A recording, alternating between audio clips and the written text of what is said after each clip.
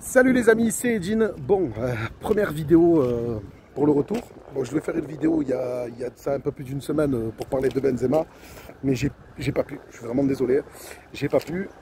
Alors je vais pas faire des vidéos tous les jours, mais je vais au moins en faire au moins une par semaine, au moins. Donc là, on va traiter l'actualité foot. On va parler de notre ami Kylian Mbappé du côté du PSG, qui a fait savoir à sa direction qu'il ne déclencherait pas sa prolongation jusqu'en 2025. En fait, il a fait savoir, apparemment il aurait fait savoir déjà l'année dernière, hein, en juillet 2022 si je dis pas de conneries. Et bon, il a officialisé la chose avec un courrier. Bon, je vois plein de gens donner leur avis. Je vais faire un peu pareil, voilà. Bon, je reviens des courses, hein, j'ai fait 2 courses pour manger à midi, hein, donc que dire? Écoutez les amis, moi je suis pas étonné, pourquoi? Parce que on a promis monts et merveilles à Kylian Mbappé, le club s'est mis en carpette pour le garder. Faut dire la vérité, faut dire la vérité, les dirigeants parisiens se sont mis en carpette. Ils ont promis des choses. Déjà sur le plan financier, ils ont fait ce que personne n'a osé faire dans le football. C'est-à-dire que ils lui ont proposé un salaire XXL.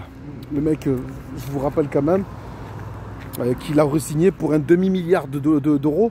Donc quand on me disait le Real lui offrait la même chose et qu'il restait pour le projet sportif, non. Non, moi je pense que ce qui a retenu Kylian Mbappé, je vous le dis, c'est l'oseille. Parlons franc, ça sert à rien de se voiler la face.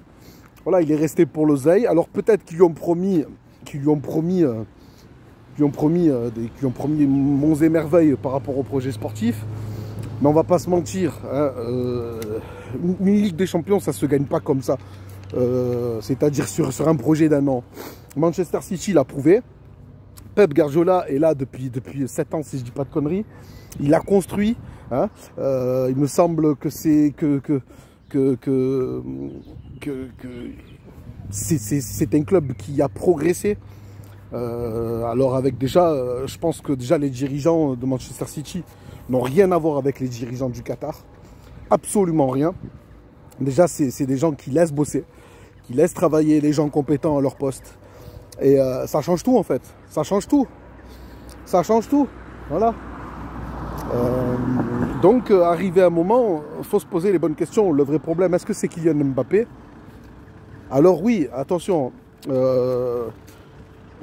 Déjà, ce qu'il fait, je trouve ça mais vraiment très très fort.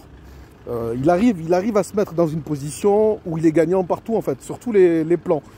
Il est gagnant sur tous les plans. Il a dit qu'il voulait rester cette saison, qu'il ne veut pas partir. Enfin, il a dit qu'il n'était pas pressé en fait au final. Mais il va partir. Mais il n'est pas pressé. Voilà. Donc s'il reste, tant mieux. Voilà. Mais il aura au moins prévu les dirigeants qui ne prolongeraient pas. Donc au final, il leur met un peu le couteau sous la gorge. Voilà, c'est une manière un peu en finesse de leur mettre un peu la pression. C'est ce que je pense. De leur mettre un peu la pression pour que justement le PSG le vende, tout simplement. Donc s'ils le vendent, il a juste à dire qu'au final, c'était pas son choix, mais c'est le PSG qui a décidé. Donc il accepte parce qu'il avait dit, il me semble, qu'il ne partirait pas gratuitement et qu'il ferait gagner de l'argent à son club. Mais soyons honnêtes les amis, arrivé à un moment, c'est bien beau tout ça, mais je trouve vraiment qu'il ne respecte pas les supporters. Et honnêtement, je trouve vraiment vicieux quand même si c'est très fort ce qu'il fait, parce qu'il a réussi à prendre le dessus quand même. D'ailleurs, il a une communication incroyable. Incroyable.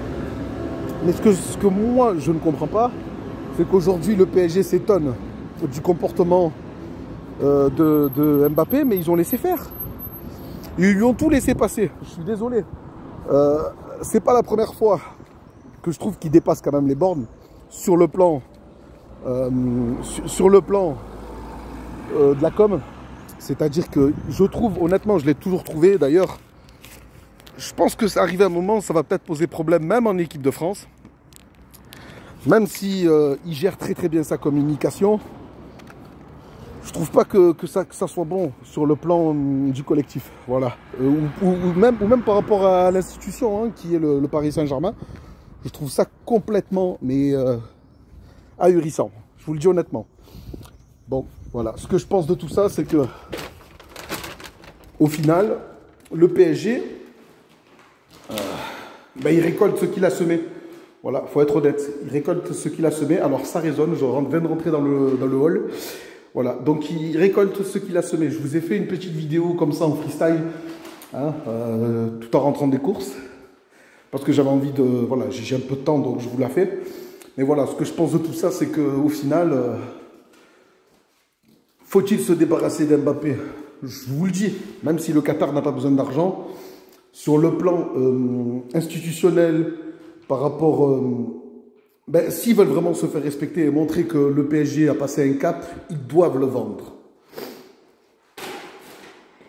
Voilà, c'est tout ce que j'ai à dire. Ils étaient prêts à saquer Lionel Messi parce qu'il était parti en Arabie Saoudite, qu'il a raté l'entraînement. Ils ont voulu en faire un exemple. Je pense que s'il y a un exemple, s'il doit faire un exemple aujourd'hui et gagner un peu plus en crédibilité, ben c'est qu'il faut le vendre.